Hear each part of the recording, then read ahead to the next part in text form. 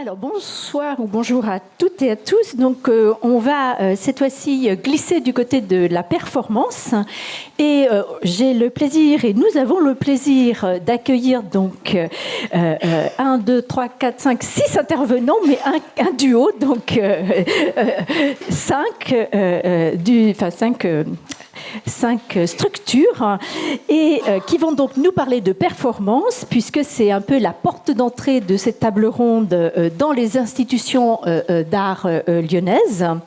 Donc je les remercie de venir, de participer à cette table ronde et également je remercie chaleureusement Elsa Davio, Sylvane Latuilière et Fanny Strussard qui nous ont particulièrement accompagnés dans cette organisation. Donc, dans le déroulé, je vais introduire très succinctement quelques dates pour rappeler quelques dates au sujet de la performance. Et ensuite, il y aura 2 parties où je vais donner la parole et je vais essayer de faire qu'on tienne le temps. C'est le défi du moment.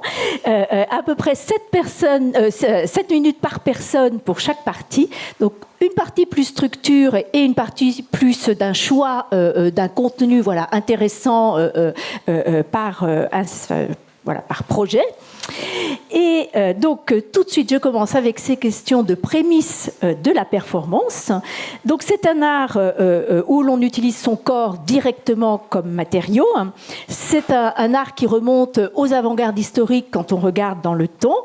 On peut remonter aux années 10-20 avec les premiers happenings futuristes et dadaïstes, puis les happenings américains, le mouvement Gutaï ou la poésie sonore dans les années 60, le mouvement Fluxus, on va en reparler, et les premières performances dans les années 60-70 dans les pays occidentaux, avec en France Michel Journiac ou Gina Pan comme figure au début, les actionnistes viennois en Autriche, donc, etc.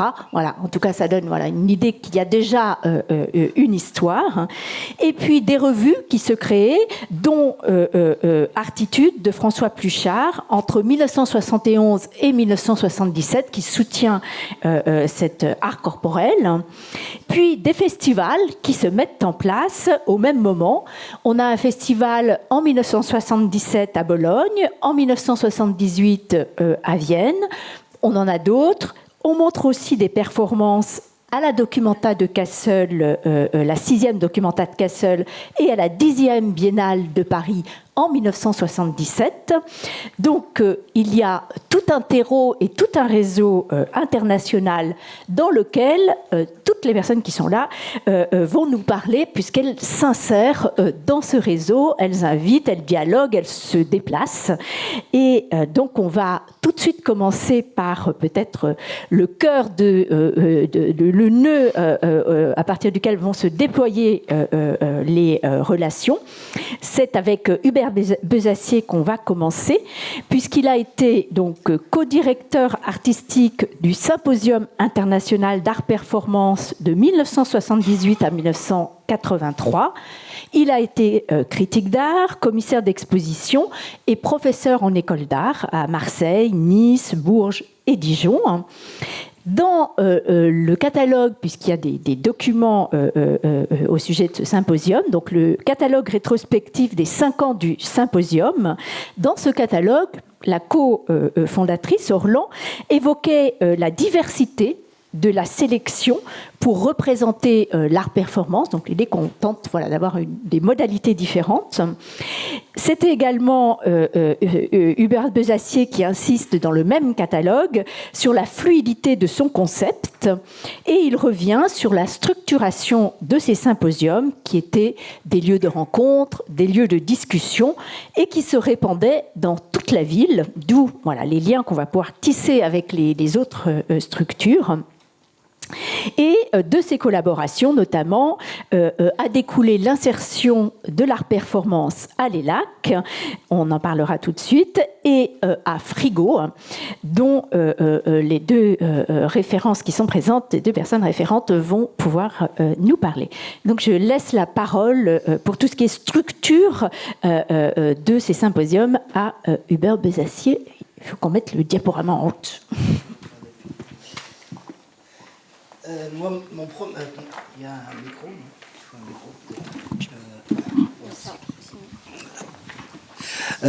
Mon premier contact avec la performance proprement dite, c'est au tout début des années 70, justement, avec le numéro 3 d'Artitude, dont on vient de parler. Et c'était la couverture, c'était une action de Gina Pan. Et donc, par la suite, c'est ce premier contact qui m'a lancé là-dedans. Par la suite, beaucoup de voyages à l'étranger. Et en 78, c'est la mort de Georges Maciunas, qui était donc l'initiateur du mouvement Fluxus. Et il y avait une grande exposition du musée à Bologne, du musée d'art contemporain de Bologne, sur Fluxus, qui commençait par un bureau, le bureau de Maciunas, sur lequel était posé un carton. Le patron est sorti. Orlan et moi, on a été frappés par cette exposition. Le musée de Bologne était un des musées d'Europe les plus actifs à l'époque.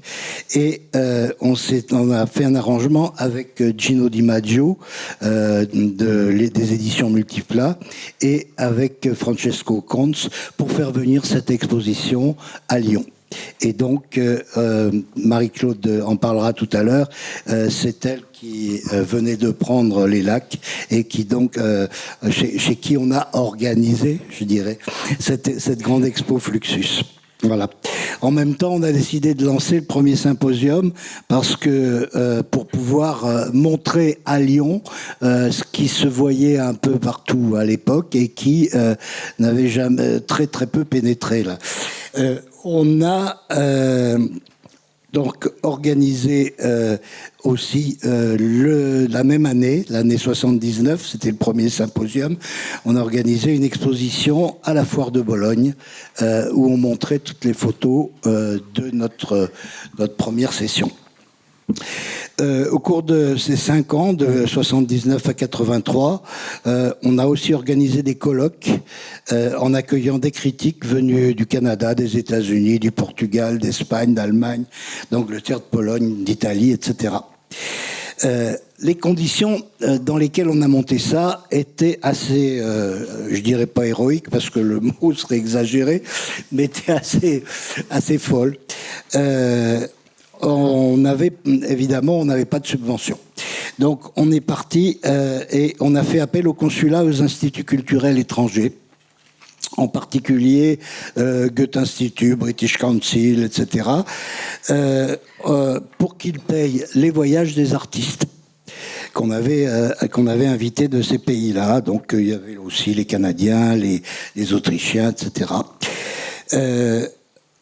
On a établi, surtout, ce qui était intéressant, comme on a nécessité oblige, on a établi un fichier de tous les habitants de Lyon qui étaient intéressés par l'art contemporain et qui étaient susceptibles d'accueillir chez eux, de loger un artiste ou un critique.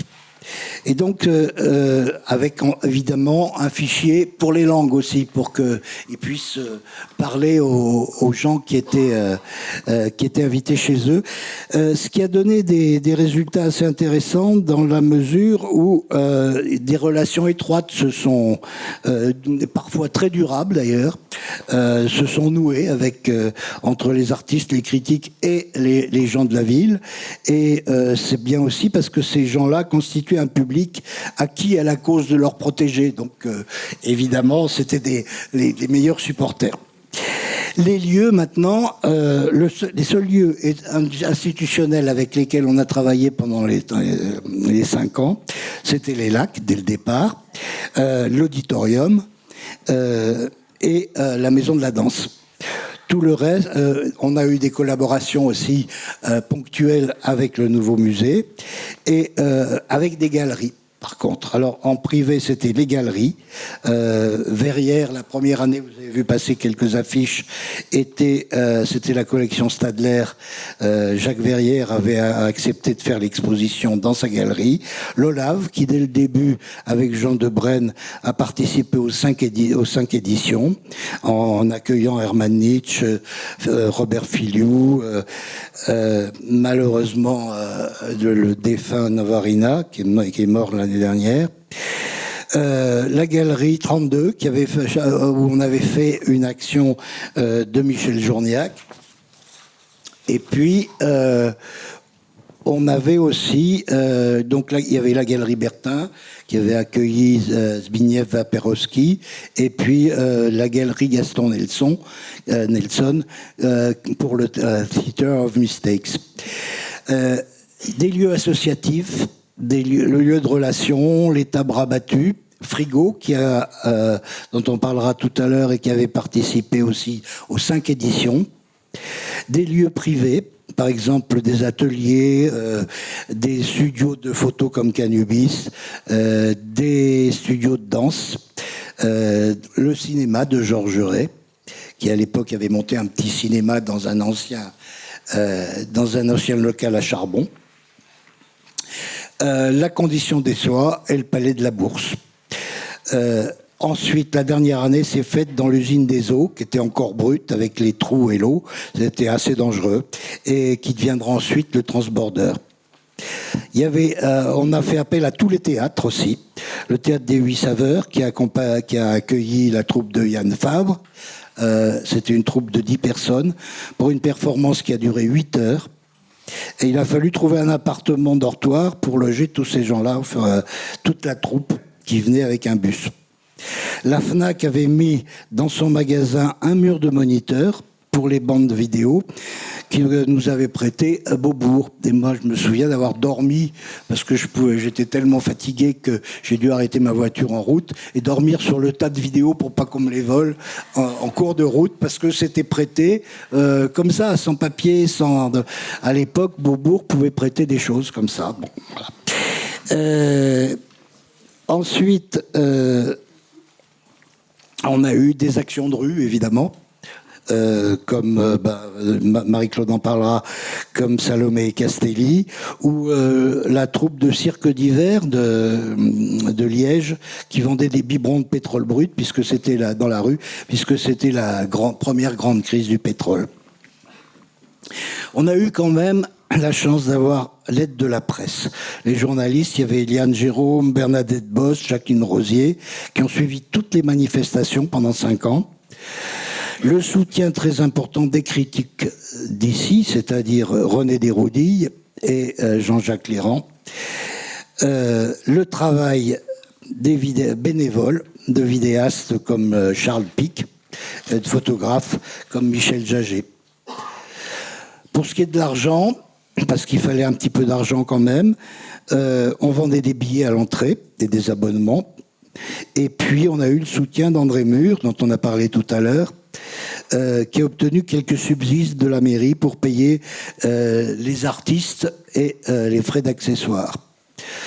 J'ai une petite anecdote à ce sujet, par exemple, quand on a fait venir avec Jean-Louis Mauban Charlemagne-Palestine pour un concert à la salle Gérard Philippe avec Bernard Haitzik. Charlemagne, quand il a vu que j'avais demandé un piano à queue, mais je ne sais plus lequel c'était, quelle marque c'était, enfin bon, c'était un grand piano à queue de concert quand même, m'a dit jamais je ne jouerai sur autre chose que sur un Bosendorfer impérial. Et donc, qu'est-ce que j'ai fait ? Il m'a dit, mais je vais téléphoner à Vienne.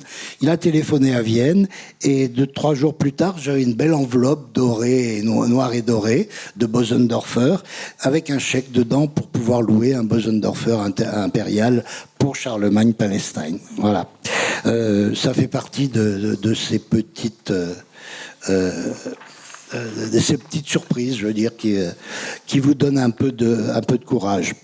Alors, je voudrais parler maintenant après avoir parlé des coulisses. Je voudrais parler un peu des conditions historiques générales, parce que ça me paraît important. La période était plutôt axée sur l'art corporel, on l'a dit tout à l'heure. Quoique l'art corporel soit peu à peu en fin de course. Et d'ailleurs, quand on a fait venir Gina Pan en 81, elle a fait des peintures. Il y avait eu le mouvement Gutaï dont vous avez parlé, il y avait eu l'actionnisme viennois, qui étaient des mouvements assez brutaux parce que c'était des générations qui étaient vent debout contre la génération précédente. Pour une raison bien simple, le Japon avait collaboré au fascisme et l'Autriche n'était pas très nette sur cette question-là non plus. Et donc les artistes de la génération d'Hermann ou tous ces gens-là étaient des gens qui étaient vraiment contre la génération de leurs parents et qui ont fait pour ça des choses extrêmement violentes. Ensuite, le dernier bastion, et ce ne sera pas pour rien, le dernier bastion de la performance corporelle, je veux dire de l'art corporel, ça a été, nous on l'a vécu sur le terrain, c'était le Portugal, qui sortait du fascisme, ou qui n'était pas encore sorti,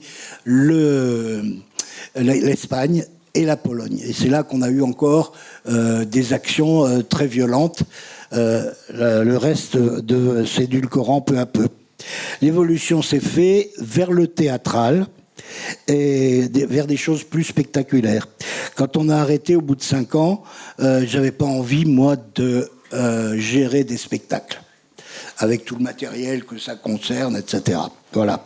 On était parti de rien, on était resté sur des choses qui étaient très simples et on n'avait pas envie de rentrer là-dedans. Comme le disait un des critiques italiens de l'époque qu'on avait fait venir, on passait peu à peu de la performance nue à la performance vêtue. Le mot performance avec l'art corporel était tiré plutôt du côté de l'épreuve, je dirais, l'épreuve physique. L'exploit, aller au bout de ses forces. Dans la douleur, au bout de la douleur, c'était le cas chez Gina Pan, chez Marina Abramovic, chez Valley Export, entre autres. Il y avait, là encore pour l'anecdote, peut-être vous l'avez vu, cette vidéo de Valley Export, où elle avait devant elle un bol de lait, où elle se coupait la nuque des ongles avec un cutter, elle trempait jusqu'à ce que le lait soit devenu totalement rouge. Donc c'était le type d'action de l'époque. Ou alors Abramovic avec son couteau qui tapait entre ses doigts jusqu'à être blessé. L'évolution va se faire vers le sens anglais, tout simplement. C'est-à-dire, performance en anglais, c'est ce qui se fait en public. Alors ça va du match de boxe à la chansonnette. Et le dernier mot que je voudrais dire là-dessus, parce que ça aussi c'est important à mon avis par rapport à ce qu'on vit aujourd'hui, c'est la question du féminisme. Parce que la lutte, c'était à la fois le corps, c'était le corps nu à l'époque, c'était à la fois la libération du corps, ou des mœurs, entre autres, et la revendication du corps féminin. C'était le cas du travail qu'on a montré avec Caroline Schneemann, qui a commencé, elle, avec ça dans les années 60, et puis des 3 artistes que je viens de citer maintenant, Gina Pan, Abramovic et Valley Export, entre autres, et qui ont continué sur cette lancée-là du féminisme. Voilà. Merci beaucoup. Alors, on a la perche tendue pour Marie-Claude Jeune, qui, elle, a été donc directrice de l'ELAC de 1978 à 1986, qui est un espace contemporain pionnier à Lyon, qui a fonctionné entre 1976 et 1996 et qui était située dans le centre d'échange de Perrache. Et elle a accueilli donc le premier symposium de performance en 78, une exposition de Fluxus en 79. En 81, l'exposition Œuvres plastiques des artistes de la performance. Tout ça par le biais du symposium d'Orlan et d'Hubert Besacier.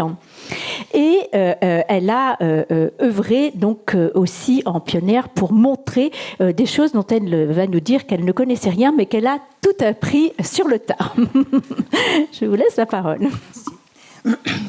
Oui, donc effectivement, je reprends ce qu'a dit Fabienne, mais surtout, je dis un immense merci à Hubert et à Orlan, qui n'est pas là, parce qu'ils ont été mes premiers visiteurs quand je suis arrivée à l'ELAC, et ils m'ont séduit complètement par la proposition d'organiser dans cet espace le premier symposium d'art-performance. Donc ils m'ont vraiment convaincue, alors que je ne savais pas où je m'embarquais, mais je leur dois énormément parce que j'ai compris à quel point cette première organisation utilisait un lieu qui était fait pour ça, vraiment.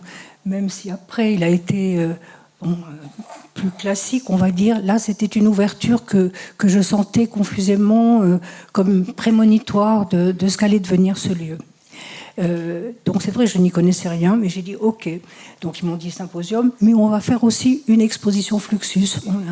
On va inviter Ben, on va inviter Gino Di Maggio, et on fera une exposition en même temps que le symposium. J'arrivais, ça faisait pratiquement, 15 jours que j'étais là, donc je me suis dit oui, allez, on y va.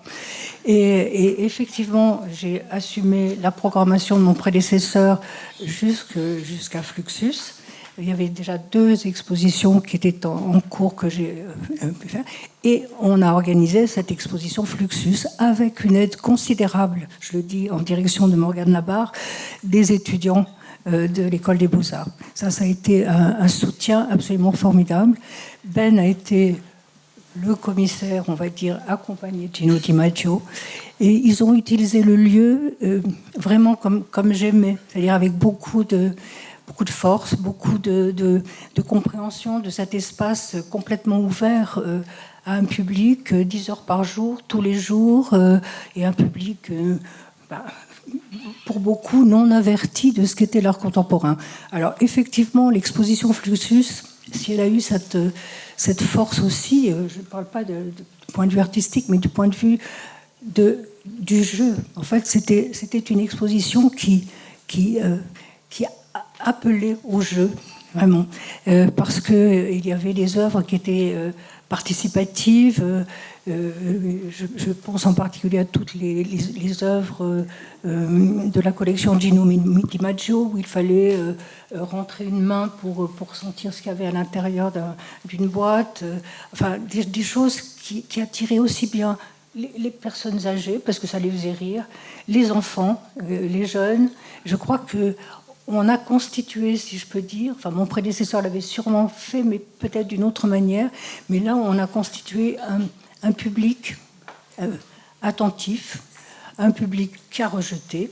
Je me souviens, je ne sais pas si tu t'en souviens, mais l'ELAC a été fermé un jour par la mairie, parce qu'à cause de toutes les critiques qui avaient été apportées à la mairie de ce lieu, quand même c'est scandaleux. Il y avait une grande installation de Wolf Vostel qui consistait à un grand carré grillagé, donc c'est un lieu fermé. Je me souviens avoir demandé au service technique, je ne sais pas combien, 100 kilos de fil de fer. Donc, ils m'ont dit, mais pourquoi c'est... J'ai dit, mais ne vous inquiétez pas, ça sera bien utilisé, etc. Donc, voilà, il y avait... Et donc, Vostel avait fait cet environnement dans une sorte de cube en grillagé, et à l'intérieur, il avait demandé des ordinateurs, des télévisions. Et il m'avait fait cette demande aussi d'une télévision en pain. c'est-à-dire réaliser, enfin il aurait voulu que tout soit des téléviseurs en pain. Bon, moi j'ai dit écoutez c'est compliqué, mais j'ai réussi quand même à trouver un boulanger qui nous a fait un téléviseur en pain qui était au milieu de tous les autres. Et en plus, ce qui m'avait été demandé, c'est qu'il y ait des chiens qui soient dans la cage pour attaquer la culture mise par les téléviseurs qui ne marchaient pas, bien évidemment. Et donc, effectivement, j'ai eu un chien, mais après, la Société protectrice des animaux est arrivée en me disant non, c'est pas possible, il faut pas... Voilà, c'est des petites anecdotes, mais qui m'ont beaucoup amusé. Et quand je parle des étudiants des Beaux-Arts, ils ont été extrêmement malins. Je m'en suis rendu compte après coup. Je ne connaissais rien, comme je vous ai dit hier. Donc, oui, je ne connaissais rien, comme je vous ai dit hier, et les étudiants ont bien profité de ma naïveté. Ben avait lancé une action de mail art, c'est-à-dire on avait édité des cartes postales et il avait envoyé à des centaines d'artistes de par le monde. Et je me souviens que, je ne sais pas si Kassem Noua est là, mais Kassem m'a beaucoup aidé. Il était là ce matin. Mais à un moment, ils me disent il y a Karl André qui a répondu. Puis moi, ne connaissant absolument pas Karl André, j'ai dit tu le prends, quoi. Tu prends la carte postale. Voilà, enfin, c'est des petites anecdotes. Mais le rôle de Léla qui a été, je crois, effectivement, cette capacité avec quand même le personnel. Alors, j'avais quand même des gardiens qui étaient très furieux contre ce qu'on montrait, parce qu'ils disaient mais c'est pas de l'art, et je pense qu'ils n'ont pas favorisé l'intérêt de certains visiteurs, mais j'en avais deux autres qui étaient formidables. Et pour en revenir aux performances, pardonne-moi, l'ouverture de l'exposition s'est faite avec une performance de Chiari, Giuseppe Chiari. Alors peut-être que tu pourras mieux en parler que moi, mais qui a fait un concert avec un violoncelle. Il y a eu une action de Chiari et de Ben qui se sont battus pour taper sur un piano dont les touches avaient été clouées. C'était une œuvre de Brecht, je ne sais plus, je me souviens plus. Patterson, vraiment. Voilà. Donc, et la troisième performance, c'était Serge III, je crois, mais là, je ne me souviens plus. C'est Ben qui peignait avec sa tête, entre autres. Ah non, c'est Ben qui peignait avec sa tête. En fait, il m'avait demandé 500 kilos de sel. Donc là aussi, les services techniques avaient quand même accepté. Et ce sel faisait une sorte de grand chemin et qui entourait aussi je ne sais pas si certains d'entre vous se souviennent du lustre abominable qui se trouve au centre de Perrache. Donc il avait été, effectivement, on avait enlevé les murs en métal qui étaient très moches, et Ben avait, donc pour en revenir au sel, il y avait une sorte de cercle en sel et puis un chemin, et Ben trempant ses cheveux dans un pot de peinture noire, tracer un chemin jusqu'au lustre. Voilà. La chemise, je lui avais fourni la chemise qui n'a pas vraiment été très appréciée par mon mari parce qu'elle a été complètement maculée de peinture. Voilà, bon, ça c'est la petite anecdote. Mais en tout cas, ce que j'ai trouvé vraiment formidable, oui, c'est ce que je disais, c'est ce côté complètement ludique. Alors, il y a peut-être une image, je ne sais pas, moi, j'en avais pas d'image. Après, on passera la parole à Frigo. Ça fait rien. Ouais, il arrive déjà. C'est pas grave. Voilà. Alors, après, effectivement, le rôle que... Pour conclure, Marie-Claude, c'est pas grave. Le rôle de l'ELAC, après, puisque la deuxième participation vraiment active et par une exposition, ça a été en 83. Et le rôle que nous avions, c'était d'accueillir parfois des performances pendant les symposiums suivants, avec utilisation du lieu si c'était possible. Moi, j'avais une programmation aussi à assurer, donc l'espace n'était pas toujours disponible, mais le troisième symposium a été accompagné d'une exposition qui s'appelait Les œuvres plastiques des artistes de la performance, et dont Hubert était commissaire. et qui a donné lieu à un... C'était pas un catalogue, parce qu'à l'époque, nous avions des ELAC magazines, donc je l'ai là. On le montre et après on passera la parole à Frigo parce qu'il faut qu'on avance. Alors, je peux juste lire. On peut juste le montrer, oui. Dans la préface, puisque les LAC dépendaient, enfin la programmation dépendait de l'association, du conseil d'administration composé de l'association des critiques d'art de Lyon, dont on a beaucoup parlé hier, et c'était eux qui étaient en charge de la programmation. Et donc, le symposium, ils l'ont accepté, et cette exposition en particulier, et elle a donné lieu à un texte de René Desroudil, dont vous avez entendu le nom à plusieurs reprises, qui dit... Alors, l'art au sein de la province française demeure toujours une aventure périlleuse dans un pays où la capitale absorbe toutes les forces vives des régions. Qu'importe, l'art se réalise sans s'occuper d'une patrie. S'il existe des lieux où souffle l'esprit, souhaitons voir Lyon devenir la métropole internationale de l'art performance avec tout cela que cela comporte d'aventures et de victoires. Et je voulais lui rendre hommage parce que c'était quand même un peu courageux de signer un article qui est un petit peu long, voilà, dans ce catalogue. Et c'est bien parce que ça nous fait des liens avec ce qu'on a entendu hier sur les questions de alors, dernière chose, par rapport à Gina Pan, où effectivement, tu as dit que pour les œuvres plastiques de la performance, les artistes de la performance, elle avait fait un dessin, ou une peinture, je ne me souviens plus, ou une photo même, il y avait.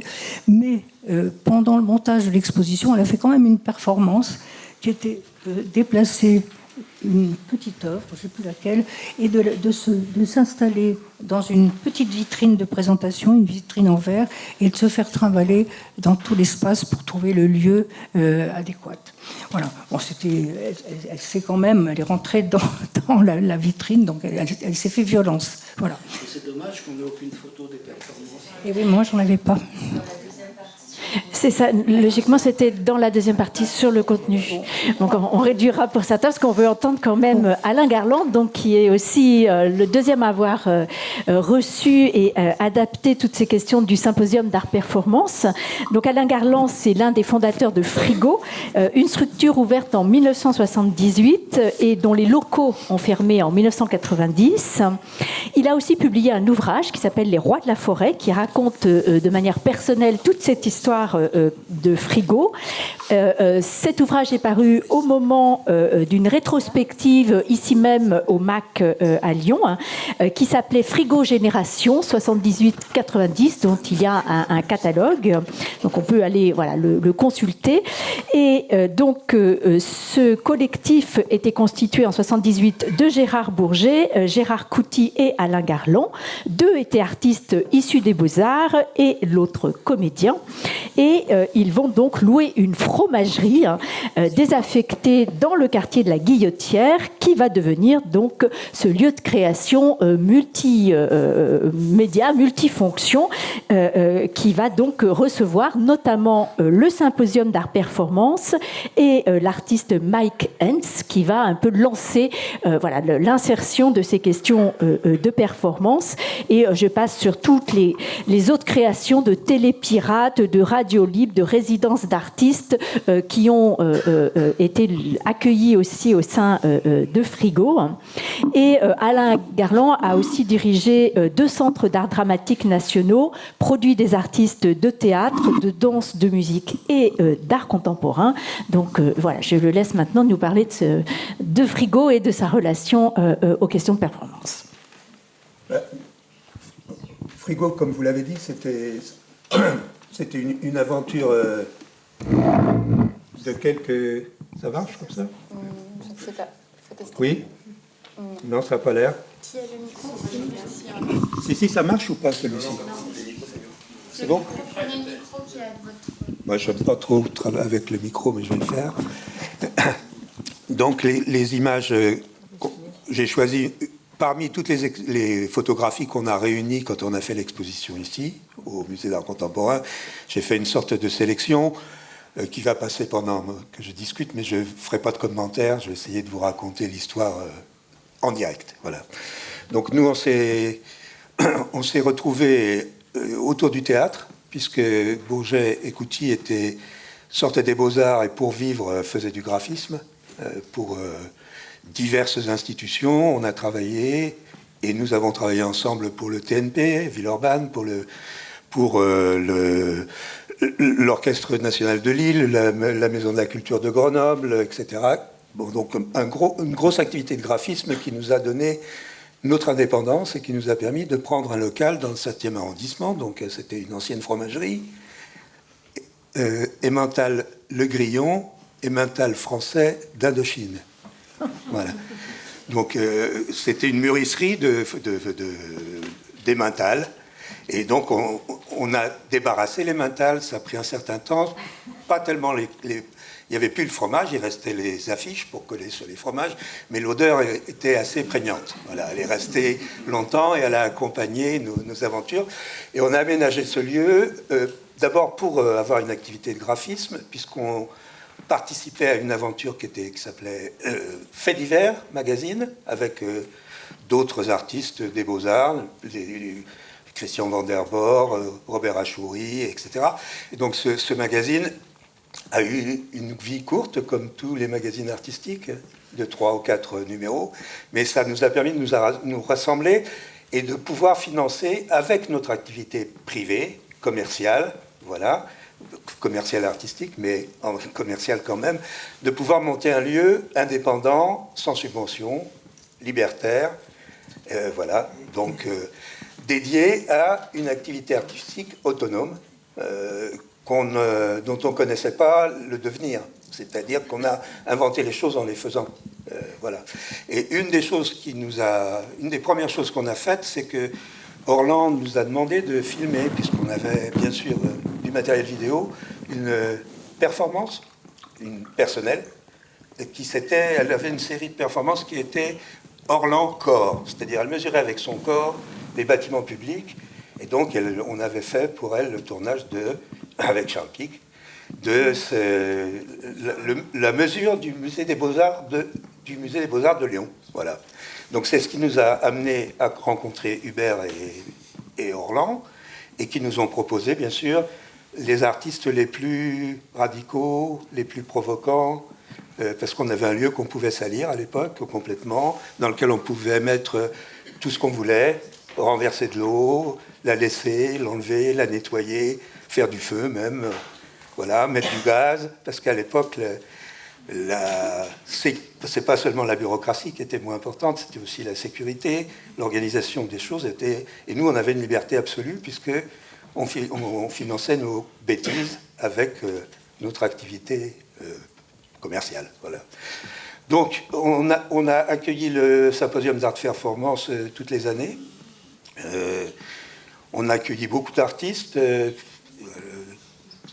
Tom Marioni qui passait à l'ELAC, Hermann Nietzsche, on est allé le filmer en Autriche, à Linz, je crois, ou à Florence, je ne sais plus. Et puis on a beaucoup travaillé avec Charles Pic sur une de nos activités commerciales, c'était d'archiver la danse contemporaine. Donc on s'est baladé un peu partout pour aller enregistrer les chorégraphies et donc en faire une documentation. C'était une de nos activités principales.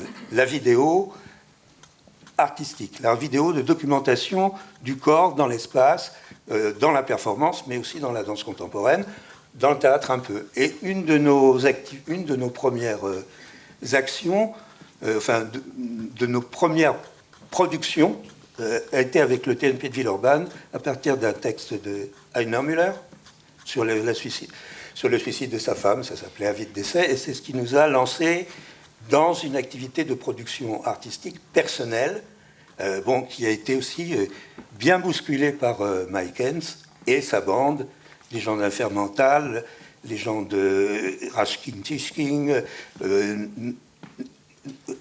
j'arrive jamais à dire leur nom, les Allemands de Einstürzende Neubauten.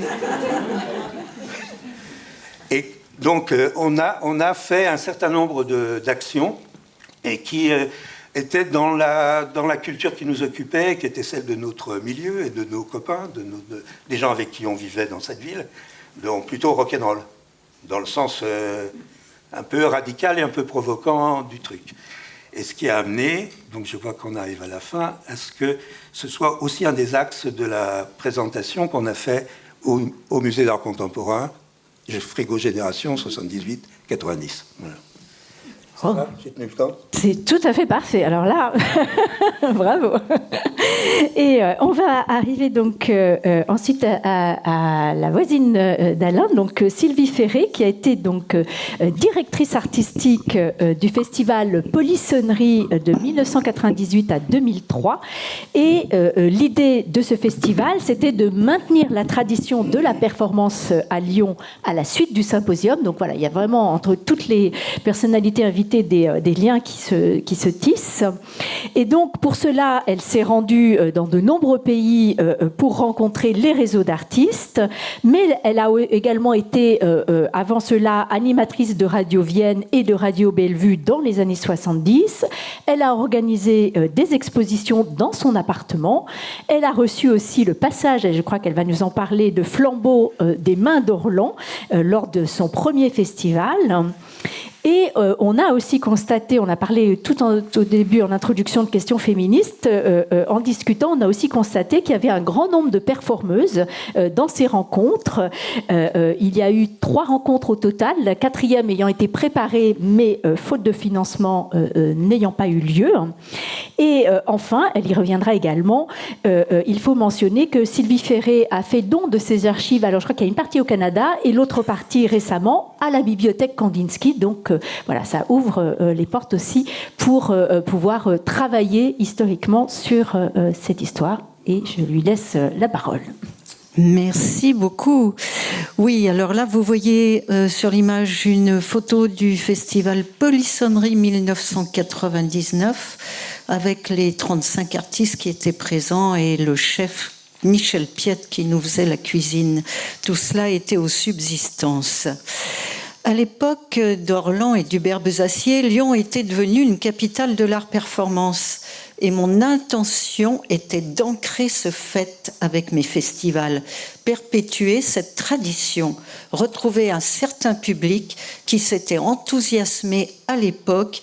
Il était temps d'enfoncer le clou dans la planche. D'abord, en 88, il y a eu une avant-première avec Polissonnerie Antichambre, avec la présence de Denis Troux, alors adjoint à la culture. Puis ensuite, les festivals Polissonnerie aux subsistances 1989 et 2001. En tout, 3 manifestations, 13 soirées de performances, 90 artistes, poètes ou théoriciens invités et plus de 40 pays intervenants. En 2003, là, ça a été le drame parce que la subvention de la ville de Lyon m'a été retirée alors que je venais d'obtenir les subventions européennes. Bref, l'idée d'occuper les subsistances est venue puisque l'adjoint à la culture d'alors, Denis Troux, a émis le désir de créer à Lyon un vaste lieu pour la culture. Il avait été enthousiasmé par Polissonnerie Antichambre dans un lieu expérimental, hors lieu, avec 6 artistes performeurs, des Français, des Américains, un Hollandais et un Allemand. Pour ce faire, il m'a demandé de lui faire rencontrer à Marseille l'adjoint à la culture Christian Poitvin, alias le poète Julien Blaine, un ami, et nous sommes partis officiellement avec Régis Néret rencontrer Julien Blaine et le directeur de la friche de la Belle de Mai, Philippe Foulquier, pour avoir des informations sur la gestion d'une friche culturelle. Les subsistances étaient alors vides, délaissées par l'armée, et ce fut le départ de cette belle histoire des subsistances. Paul Grémeret a été nommé directeur et c'est avec lui que j'ai monté le premier festival en 1999. Ce fut fantastique. J'avais quartier libre.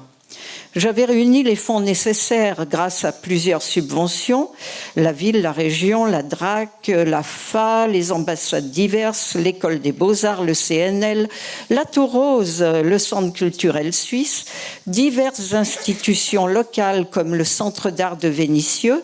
La MAPRA finançait même une performance dans sa vitrine. C'était colossal. Ces fonds servaient à payer le cachet des artistes, à les loger, les nourrir pendant la durée du festival.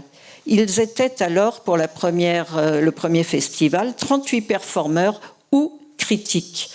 J'avais négocié un catering avec le restaurateur Michel Piette dans la grande salle du réfectoire, car il était important que les rencontres puissent avoir lieu pendant la durée du festival, ouvrant la possibilité de générer des collaborations comme Mike Hens et Bianca Mena, ou les élèves du conservatoire et les artistes du Flash Opéra, une première en France. Des rencontres non seulement entre intervenants, mais aussi avec le public. Il fallait faire vivre le lieu. Un colloque avec le critique Pierre Restany, avec Hank Bull, directeur du Western Front à Vancouver, avec Nicolas Zurbrook, directeur du Centre d'art contemporain de l'Université de Montfort en Angleterre, et avec Mike Hens, un ancien de Frigo. Ce colloque créait une situation propice et théorique sur le registre des pratiques récentes et la pertinence actuelle des performances. Orlan est venu soutenir le festival. Je lui ai fait une interview sur un vieux divan à la Henri Chapier, divan prêté par Emmaüs, où elle livre une définition parfaite de l'art performance et où j'ai eu droit à la transmission du flambeau, c'est-à-dire au baiser de l'artiste, une trace rouge sur mon rouge à lèvres. Alors, la définition d'Orlan. Je vais vous la lire. Voilà. C'est exactement comme ça que ça s'est passé aux subsistances. La performance est un cadre vide où des pratiques artistiques viennent s'interroger. La performance est une rupture dans l'histoire de l'art, aussi grande que celle du carré blanc de Malevich ou l'urinoir de Duchamp. C'est une manière complètement différente du rapport avec le public et du travail de l'artiste. Un performeur n'est pas un acteur, ce n'est pas du spectacle, mais un actant qui se met en jeu devant un public et qui essaye de vivre en dehors du simulacre.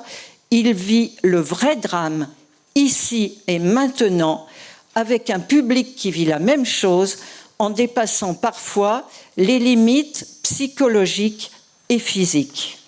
N'est-ce pas une belle définition que celle de notre ami Orlan?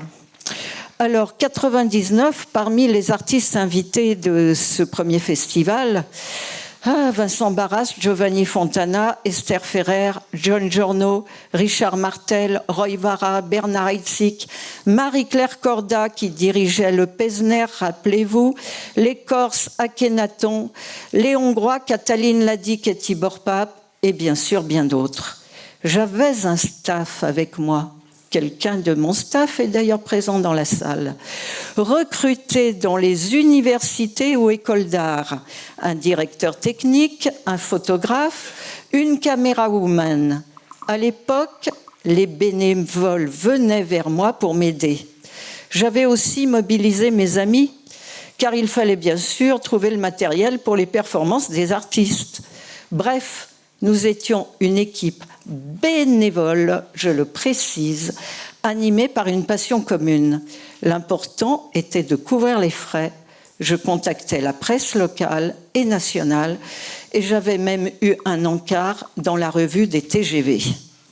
2001, bien rodé, le succès étant assuré, j'ai préparé cette édition. Suite au brutal décès de Paul Gremeret, c'est le Suisse Klaus Herscheux qui a été nommé directeur des subsistances. Le festival ayant été prévu par Paul Grémeray, Hersch n'a pu que l'accepter, même si cela ne rentrait pas dans son projet, ce qui m'a été clairement annoncé. Entre-temps, les subs ont été rénovées, repeintes, ripollinées, transformées, et nous n'avions plus quartier libre. Fini. Le cahier des charges n'était pas le même. Nous ne pouvions échapper à certaines contraintes, dont le refus d'une performance de la cubaine Coco Fusco. L'édition 2001 réunissait près de 50 artistes venus de 25 pays, des artistes de renommée internationale, dont Yann Fabre, qui est venu soutenir le festival avec sa performance Sanguis Mantis, d'une durée de 6 heures.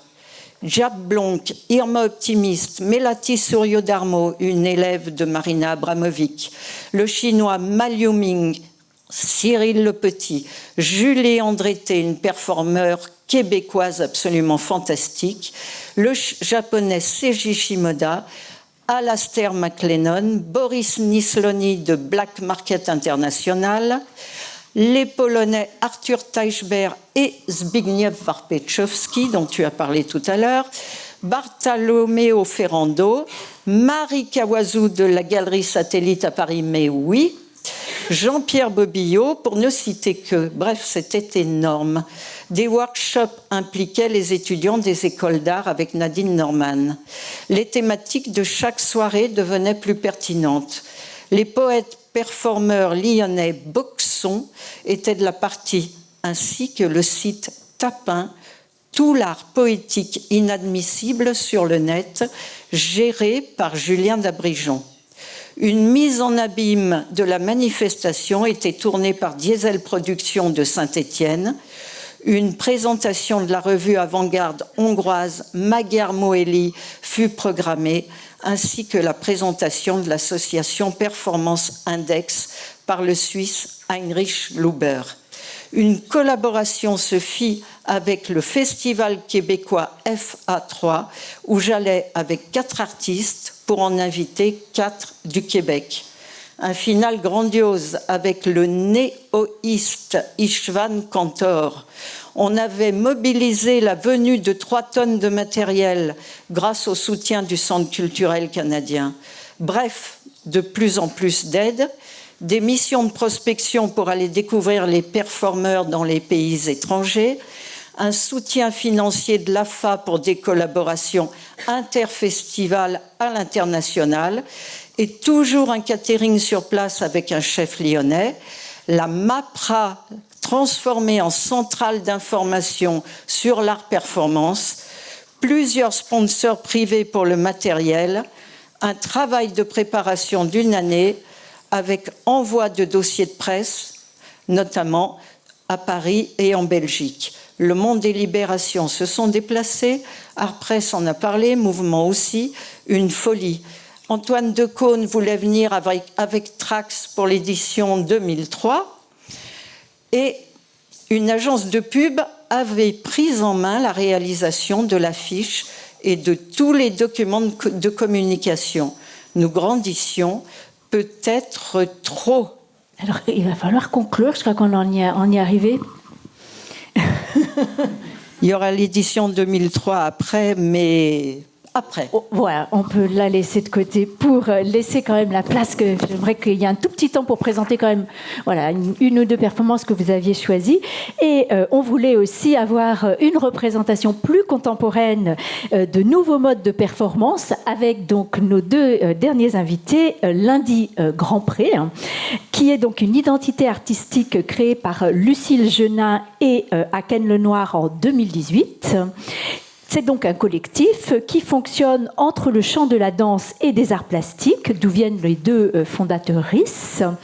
L'un des grands prix a réalisé des spectacles, mais aujourd'hui, on va parler plutôt du côté de la partie performée, avec 3 saisons de jardin qui parlent de voies médicinales du futur et d'écosexualité. Et je vous cite dans votre description, vous dites « Chez Lundi Grand Pré, on s'amuse à construire des récits alternatifs, des jardins qui auraient survécu à la fin du monde, des compétitions sportives sans vaincu, des plantes qui parlent, des corps qui suent, des bouches qui crient et des spectateurs rissent qui participent activement au spectacle. » Et dans la discussion, il et elle nous ont raconté qu'il y avait eu une influence de performeuses féministes américaines au début, voilà, dans le lancement de cette affaire. Et aussi, on a discuté des financements, parce que je crois que ça revient régulièrement et que c'est encore, entre différents champs, un problème. Donc voilà, je vous laisse la parole. Merci beaucoup. Donc je vais essayer de faire un peu le lien avec tout ce qui a été dit, mais c'est un exercice qui n'est pas facile. Donc oui, donc on est un duo. Du coup, on vient à la fois des arts visuels et de la danse, puisque Lucille a été formée aux Beaux-Arts et moi j'ai été formé au Conservatoire national en danse. Et donc on s'est vraiment rencontrés sur l'idée de faire se rencontrer ces deux disciplines. Et au fur et à mesure de nos travaux ensemble, on s'est effectivement dirigé sur le champ de la performance. Chose qui s'est faite à la fois, et je pense que c'est aussi, ça rejoint les récits qui ont été racontés là, c'est que c'est à la fois des décisions de notre part et à la fois des invitations de lieux qui nous ont laissé aussi le champ libre et des espaces pour pouvoir tenter des choses et pouvoir installer des jardins dans des lieux qui n'étaient pas forcément dédiés et pouvoir s'incruster dans les vernissages, attirer le public jusque dans notre jardin. Donc, je dirais que la performance, elle est arrivée dans notre pratique à la fois par nous, ce qu'on avait envie d'évoquer sur scène, l'influence effectivement de, par exemple pour nous, Annie Sprinkle et Beth Stephens, qui a été une influence très importante, qui donc sont deux américaines qui ont développé le principe d'écosexualité. Et qui est, enfin, on y reviendra sûrement après, mais un grand mouvement à la fois de pensée et de pratique qui bascule le regard sur le vivant. En gros, le postulat de départ, c'est de dire, et si on considérait, plutôt que de considérer la mer comme une terre-mère, comme on l'entend souvent, comme une terre amante, et de là, par un basculement du regard à la fois philosophique, mais à la fois pratique, donc de faire l'amour avec la terre, avec le vivant. Et tout. Donc ça, c'est ce qu'on explore dans nos performances et dans nos jardins, qu'on installe effectivement dans des lieux qui ne sont pas forcément dédiés, puisque donc 3 jardins ont lieu dans des centres d'art. Donc on va revenir sur les lieux, puisque c'est des choses qu'on a en commun. Le centre d'art de Saint-Fond, les Subsistances. Et le premier, c'était dans l'espace de la Factatory, donc géré par la Galerie Tator. Et il y en a un 4e qui est un peu différent, puisqu'il s'est installé dans Annecy Paysage, qui est donc un festival d'art contemporain dans l'espace public à Annecy. Et donc lui, il n'était pas performé. Pour le coup, c'était une installation qu'on laissait tout l'été, toute la durée du festival, et dans lequel il y avait un enregistrement sonore pour quand même amener un peu de corps, un peu de voix. Et le public pouvait s'installer dans l'installation, qui était donc un jardin mixé avec un banc public. Donc déjà, ce qu'on a en commun, je dirais que c'est les lieux qui persistent, comme le Centre d'art de Saint-Fond et les Subsistances. Ensuite, il y a 3 choses donc les lieux qui sont communs, des problématiques financières qui sont communes et qui, je ne sais pas si c'était vraiment les problématiques que vous avez soulevées, mais en tout cas, nous, aujourd'hui, à une période où quand même les subventions, les dossiers se sont, j'ai l'impression que c'est un peu plus carré. Justement, nous, la problématique qu'on a soulevée dans notre pratique, c'est que on est dans ces installations de jardin et de performance, pile entre le spectacle, l'art vivant et l'art visuel, et que malgré qu'on soit dans des lieux qui revendiquent une certaine pluridisciplinarité, en fait, derrière, pour les subventions, les financements, c'est compliqué puisque on rentre ni dans une case ni dans l'autre. C'est-à-dire qu'on va voir, pour être très précis, le conseiller danse de la DRAC, on lui explique notre projet, il nous dit « bah oui, mais ça tourne pas un jardin, forcément on peut pas le faire tourner, donc ça marche pas pour la danse ». Puis on va voir le conseiller art visuel et il nous dit « oui, mais vous avez des coproductions de spectacles vivants, donc vous êtes du spectacle vivant ». Et en fait, on est bloqué. Donc c'est des problématiques qui sont des enjeux, nous, qu'on a aujourd'hui sur les financements, qui sont peut-être pas exactement ceux que vous aviez, mais qui sont toujours des problématiques, en tout cas, de où commence la performance, où démarre le spectacle, et même dans les dossiers de subvention, c'est une question qui se pose.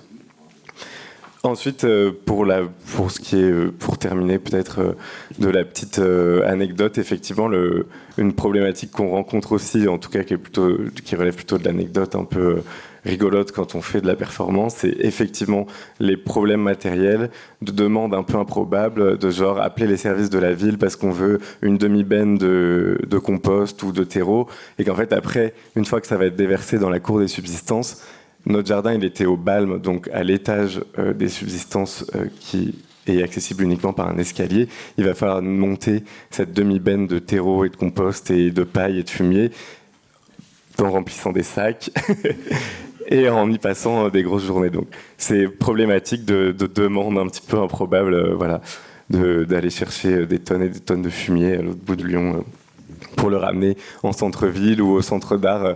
En plus, centre d'art, on est obligé de traverser l'espace d'exposition. Donc, on laissait à chaque fois, je regarde Alessandra Prandine, on laissait toujours traîner de la paille, traîner de la terre. Donc, c'est forcément, quand on fait de la performance, on laisse des traces, qu'on le veuille ou non. Et donc, c'est aussi des lieux qui nous ont laissé, et ça, c'est ce que vous avez souligné, et c'est ce qu'on souligne encore, qui nous ont laissé cradosser un peu l'espace. Et il faut, pour faire de la performance, des lieux qui soient un peu souples sur ça, et qui même, je regarde encore Alessandra, nous invitent à faire un peu n'importe quoi dans leurs espaces, et ça nous aide aussi à aller plus loin que ce qu'on avait imaginé dans la performance. On peut peut-être parler d'intermittence et tout. Peut-être pour aller un peu plus dans le détail sur notre fonctionnement concret, on a plutôt un fonctionnement qui se rapproche des compagnies de spectacles vivants, qui nous permet d'avoir un certain confort, je mets des énormes guillemets, puis ça reste un statut qui est quand même très compliqué, qui nous permet d'avoir l'intermittence, et qui, du coup, tu décrivais un peu aussi, toi, les méthodes que vous mettiez en place pour avoir des sous d'un côté et faire ce que vous vouliez de l'autre. Nous, c'est un peu ça l'économie qu'on a trouvée pour faire nos performances, de se dire qu'on essaie de valider un certain nombre d'heures pour avoir une continuité de revenus, qui est aussi quelque chose qui est discuté dans le champ des arts visuels en ce moment et qui pourrait être très important parce que justement, ça permet d'avoir plus de liberté dans ce qu'on fait puisqu'il y a cette continuité de revenus derrière qui assure qu'on peut en fait passer des heures gratuitement à faire des dossiers pour faire des demandes de subventions ou passer des heures à tester quelque chose sur le plan artistique qui peut-être marchera pas mais c'est pas grave parce qu'on peut payer notre loyer à côté, payer le loyer de notre atelier aussi, enfin voilà. Donc ça, important de le dire dans notre fonctionnement à nous puisque ça compte beaucoup dans la manière dont on crée les projets en fait et dans le temps dont on peut disposer pour faire ces projets-là. Merci beaucoup. Alors, il nous reste pile une demi-heure pour tenir encore notre temps. Donc, je vais vous demander d'être synthétique dans la présentation peut-être de ce que j'avais demandé, c'est un événement ou deux de performance ou pour c'est celles qui font de nous parler des jardins, qui ont été marquants ou en tout cas dont vous vous souvenez, dont vous auriez envie de partager l'expérience. Donc je recommence, on reprend le même ordre par Hubert qui peut nous parler. Alors il y en a beaucoup, mais voilà. Comment on pourrait, en 5 minutes, donner une entrée dans le contenu? C'est très compliqué parce qu'en 5 ans, on a fait plus de 140 artistes. Le micro, s'il vous plaît. Oui, je disais c'est compliqué de choisir quelqu'un parce qu'on a invité à peu près 140 artistes du monde entier pendant les 5 ans. Ça, c'est Connie Beclier. C'est une très très belle performance, très légère et très, je dirais, où le corps joue avec le son. C'était une très belle artiste. Alors, si vous voulez une anecdote là-dessus, quand on a fait cette performance, les gens d'Art Press sont descendus de Paris pour venir à la maison pour me dire « Oh, c'est vachement bien, est-ce que tu peux nous passer des photos parce qu'on va la faire venir après, nous, à la chapelle de la Salpêtrière ». Alors, j'ai donné les photos et toutes mes photos de Lyon sont passées dans Art Press comme étant à la chapelle de la Salpêtrière. C'est tout à fait parisien. La deuxième anecdote, si vous voulez, on va la voir passer, je pense, c'est Elisabeth Mileux, qui était une performeuse du Portugal Et alors, ça consistait, elle était nue, peinte en doré. Je ne sais pas si on va voir les photos. Et ça, c'est Aditer Appelt au frigo. Et alors, elle se passait des poissons dans le sexe. Elle s'enfonçait des poissons dans le sexe et ensuite, elle les crachait au son d'un saxophone. Elle les crachait sur la foule. Voilà. Alors, c'est pour vous dire, par exemple, que moi, j'allais la nuit au marché-gare acheter des poissons en disant, ben voilà, c'est pour du théâtre, etc. Mais on était toujours dans des positions assez délicates par rapport à ça. Là, on voit Rose Finkelsey, Marc Chemovitch, qui est mort l'année dernière, Bernard Heitzig, qui est disparu lui aussi, malheureusement, qui faisait sa fameux poème sur Vaduz. Ça, c'est la troupe de Yann Fabre. Voilà. Voilà, oui, Elisabeth Milleux en train déchiqueter ses poissons, les poissons qu'elle crachait sur les gens.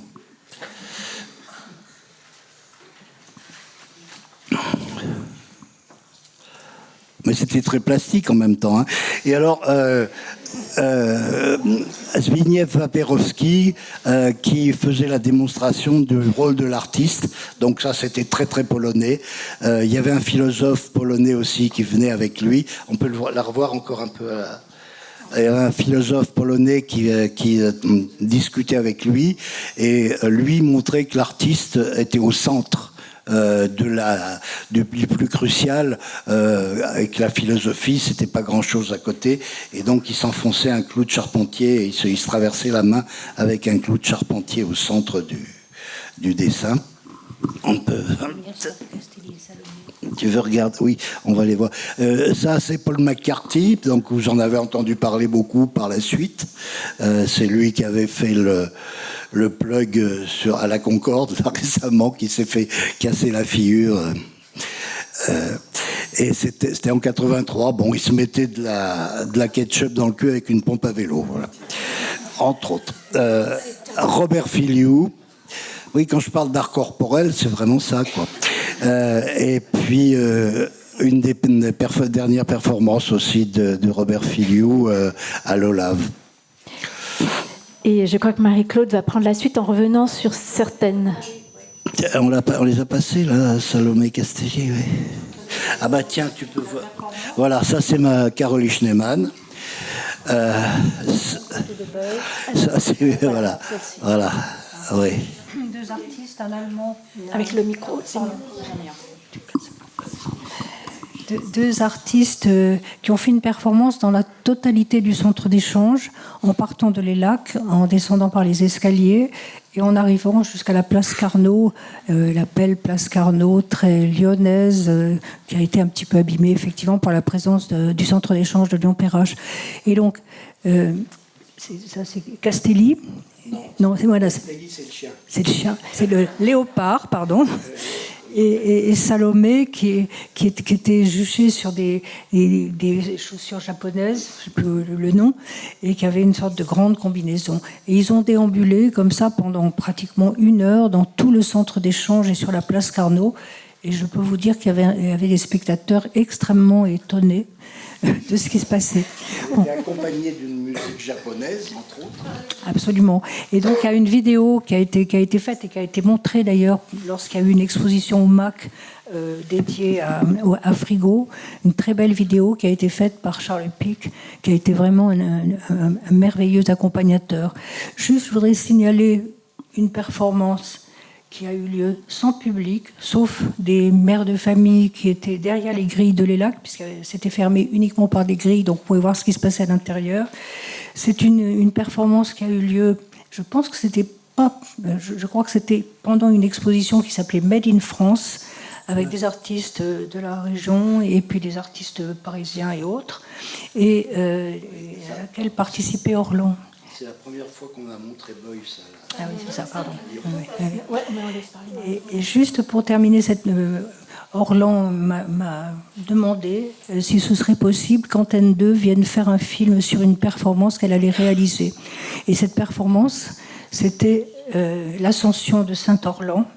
Donc, on a fait cette ascension avec un chariot élévateur que possédaient les lacs sur un mur blanc et accompagné de petits enfants nus qui couraient partout dans l'espace.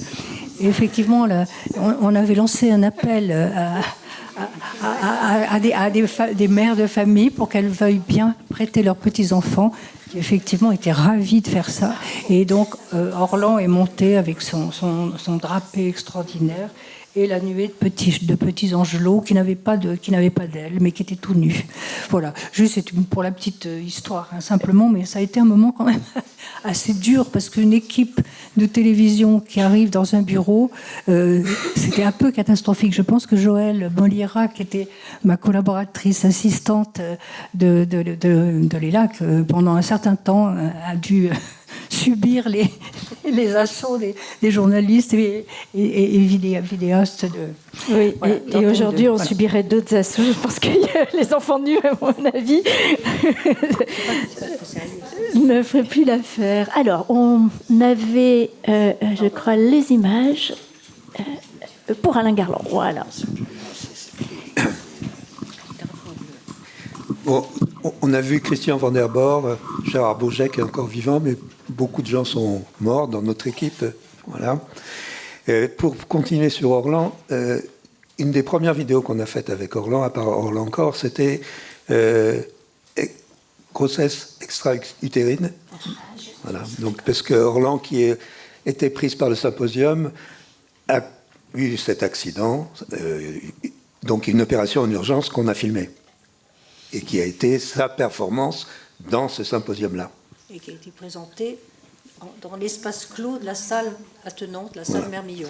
Bon, donc, vous voyez, nous, Frigo, on a été très, très, très branchés internationalement sur les questions d'art vidéo. On a fait des expos un peu partout, à la Berninale, à la Documenta, des interventions, des performances, des installations de longue durée. On a utilisé beaucoup, je vois, le Polaroid. On a, au Centre Pompidou, fait 2 installations, 3, dont une qu'on avait commencé à l'ELAC, sur Lyon, fil des fleuves.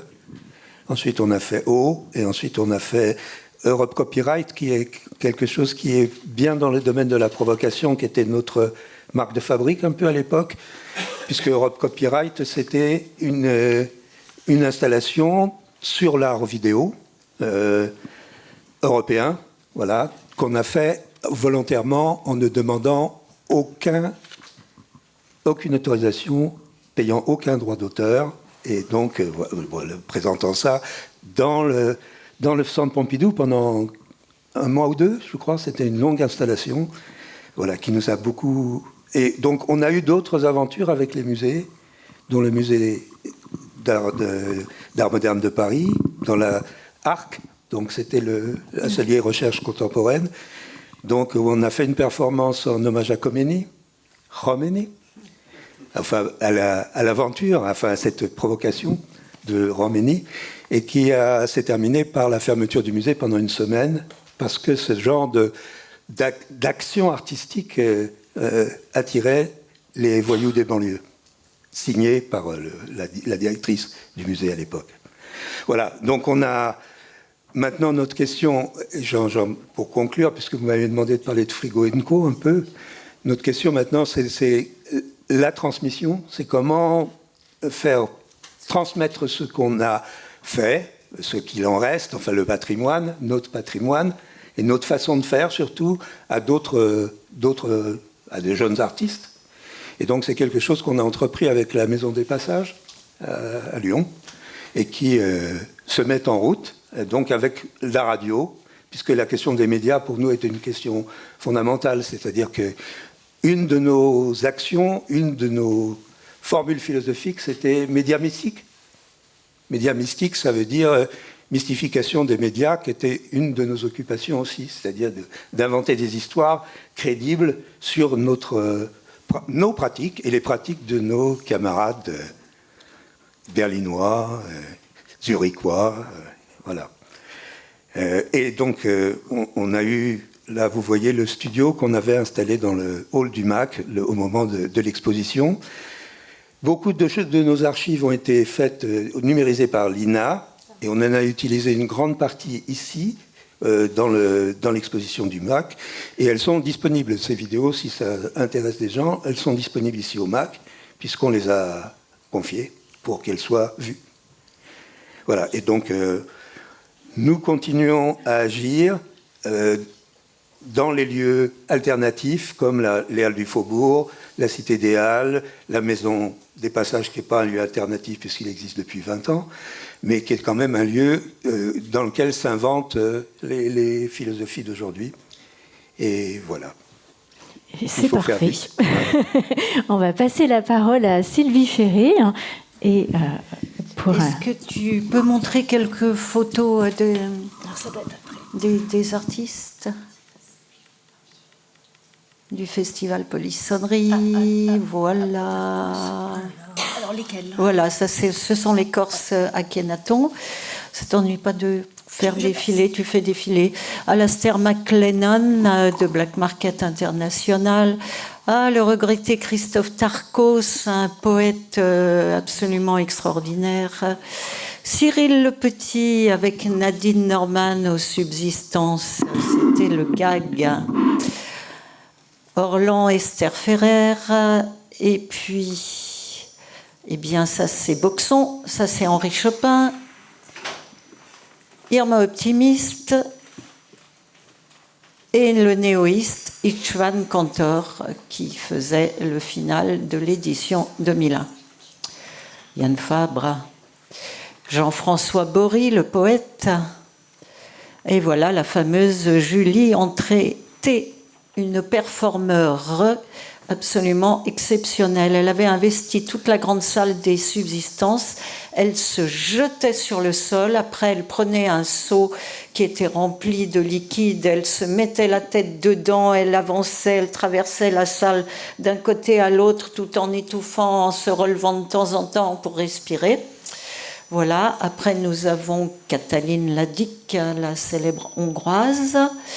Et puis voilà, Ma Liu Ming. Alors Ma Liu Ming, lui, il roupillait, il avait pris un cachet, il était nu, et il demandait à tous ceux qui voulaient de venir faire une photo avec lui.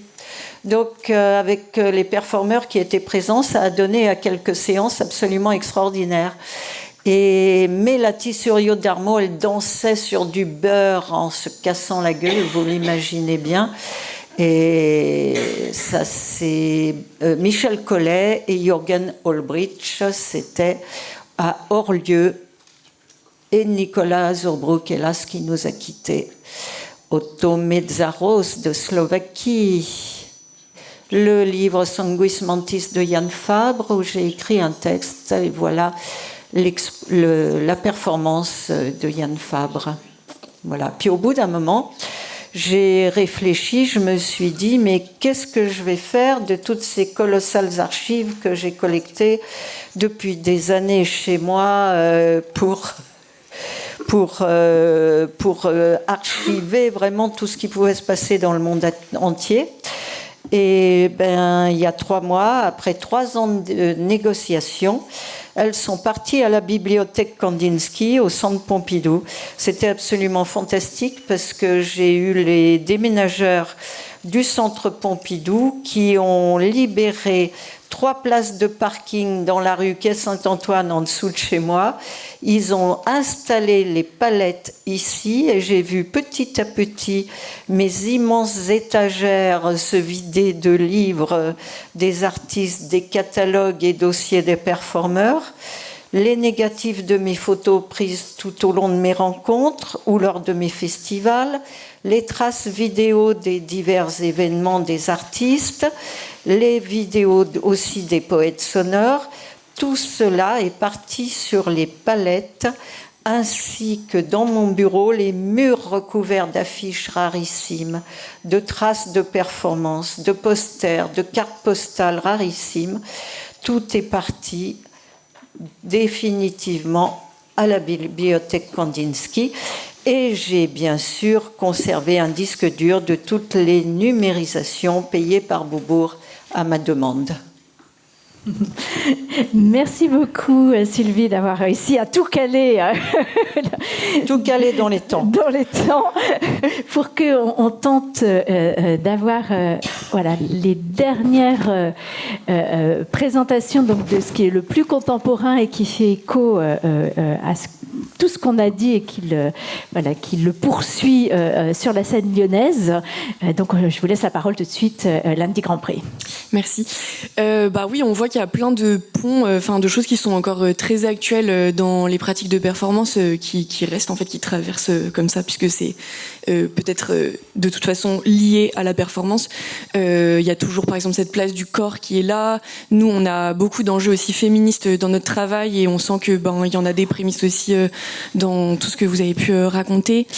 Là, on va parler un peu de une partie assez conséquente de notre travail, parce que ça nous a occupé sur 3 années consécutives, qui est une pratique autour de jardins.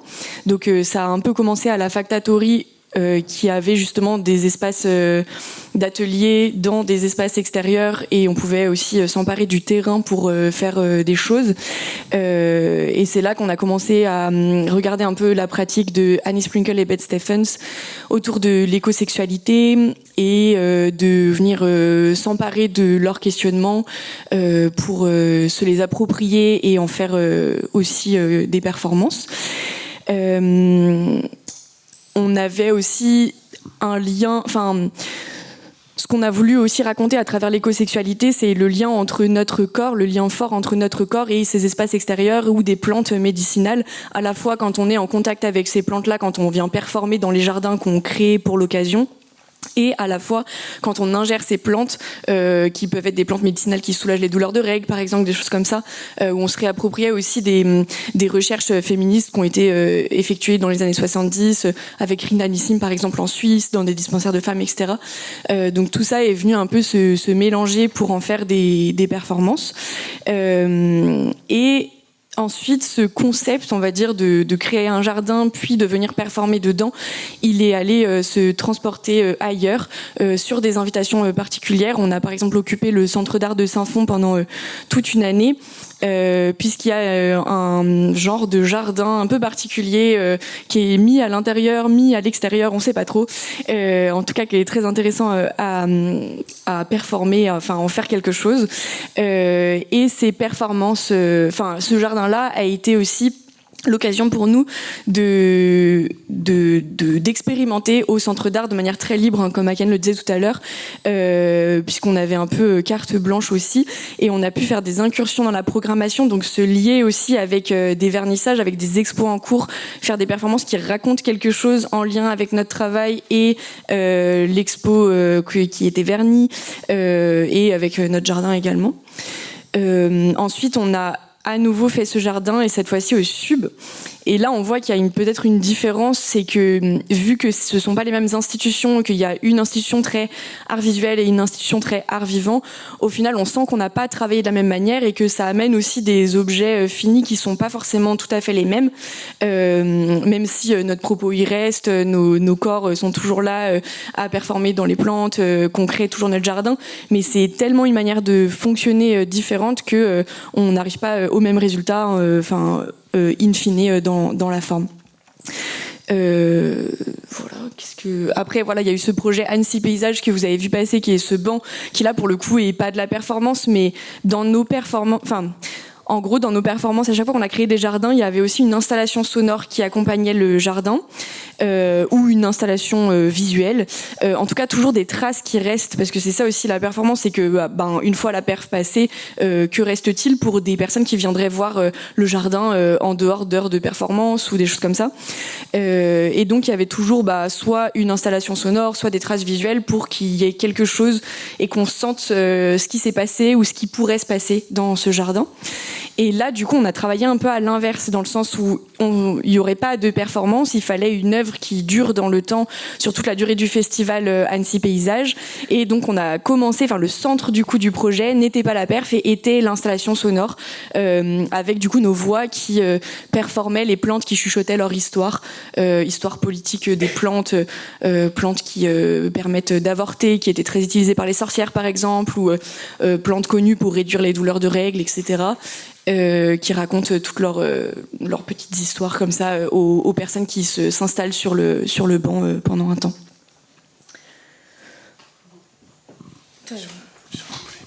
Oui, pardon. J'ai oublié une partie importante. Juste pour faire le lien avec ce qui a été dit, parce que j'ai l'impression que ça traverse toutes les histoires qui ont été dites aujourd'hui.